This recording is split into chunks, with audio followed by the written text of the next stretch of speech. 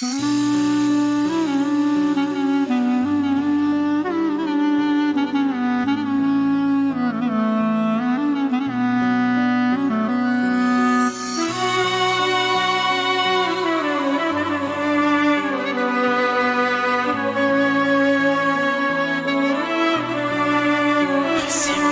این گوشه دنیا منم خسته و تنها، دلم آزرده غم ها. بیا جانم بیا بیا، علامه درسی ندارم، ز غمت سوخته فیگارم. بیکن رحمت تو با حالم، بیا جانم بیا بیا.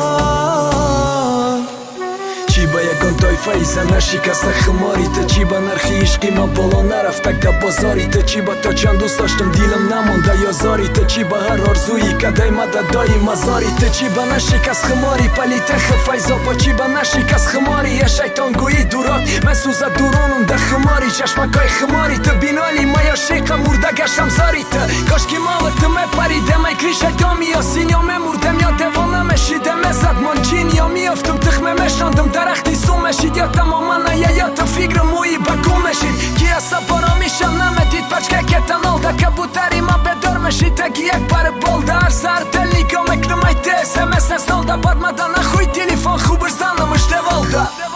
علامه درسی ندارم، ز غمت سوخته فیگارم. بیکن رحمت تو با حالم، بیا جانم بیا بیا.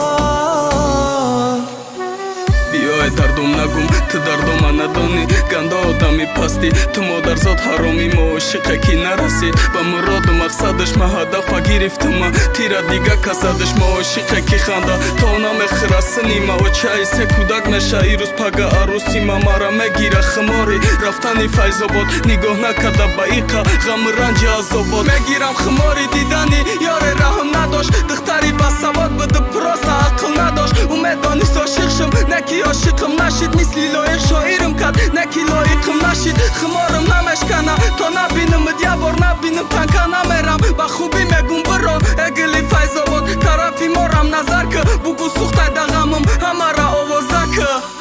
در این گوشه دنیا منم خسته و تنها، دلم آزرده غم ها. بیا جانم بیا بیا، علامه درسی ندارم، ز غمت سوخته فیگارم. بیکن رحمت تو با حالم، بیا جانم بیا بیا.